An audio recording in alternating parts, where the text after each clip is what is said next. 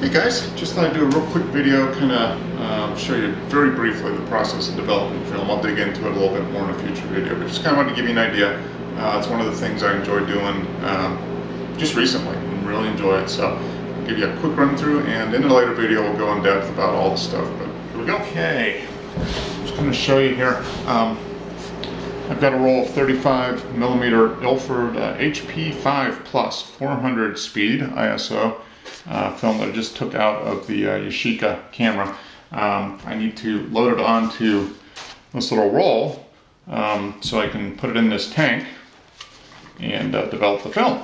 Now the problem is you can't obviously do that in the light because it'll expose the film, so that's where this little black toxic waste radioactive dark bag comes in. I put my arms inside here, load everything in, and I have to put the film in by feel onto this reel, and most of the time it works, and then into the tank. And then once it's in the tank, I can do everything in the light because I can add chemicals through the top without light getting in to expose the film too early. Okay, that took a little longer than I expected, but I haven't done a lot of 35mm film, and it does take a little different thing to get it on the reel, so it took me a while, but there it is. It's in the container, light proof at that point. Here are the scissors I used to cut the film off the reel. Here's the film canister, empty. Here's the bottle opener, works for beer as well as for film to get the ledge off or the cap off the film. And I have some cut film in here that I have to trim off. When you take it out of the roll, you got to trim off the edge, kind of square it up. Here's the back end of the roll and the front part that I trimmed off to kind of get it square and hooked up. So time to go set up the chemicals and see what we can do with it. Okay, sorry for the noise, the dishwasher is running. But the basic process is, it's essentially 3 steps. You use a developer to actually bring the image out on the film, which is in here. Then you use a thing, basically a chemical to stop the developing process. And then you use a chemical, what's called a fixer, which fixes the image on the negative and keeps it there, essentially. I'm using a new developer today. This is the Kodak HC110. And I've got my little baby syringe here because you just measure out some of the syrup into the measuring thing, add in the right temperature of water. Typically you want to do it about 70 degrees is the right temperature for processing black and white film. So I'm going to go ahead and get this mixed up and see what happens. Okay, I've got the developer mixed up. I took 15 milliliters of this, mixed it in with about 480 milliliters of water. The temperature you want to typically do black and white film, the starting temperature is around 68 degrees. So I have a little thermometer and timer that I use to double check the water temperature. And in this particular mix solution, I do it for about 5 minutes once I pour it in. So I've got it stirred up. It's all diluted and stirred up well in there. I'm going to go ahead and add it to the container. Takes a little bit to pour in, but I just wanted to give you an idea here. Get you caught up in the bug of developing. Alright, it's taking me a while to pour this in, but okay, we are almost down to the end of the developing. I've got the next step already in there. I'm going to start pouring this out. Pour out the developer solution into the sink. Now it can go down the drain. It's not toxic at all. Especially, now, it is a little bit toxic, but when it's diluted, it's fine. Alright, that's pretty close. Within a few seconds of the right time. Now I add this stop solution, which stops the development process.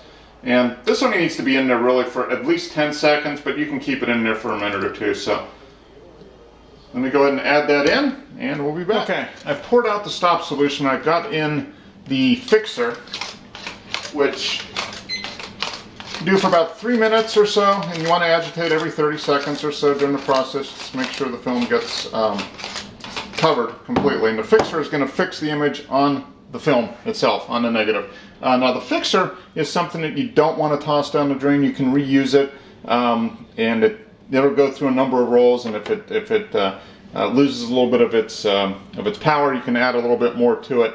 There's a whole process for doing that, but when I'm done, I pour it back in here and use it again. And if I need to add a little bit to it, I do, but that way I'm not throwing it down the drain every time I use it, which you don't want to do.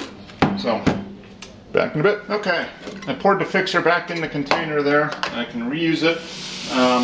You can test it with just putting a drop on a piece of unexposed or a piece of film and see how long it takes to clear off.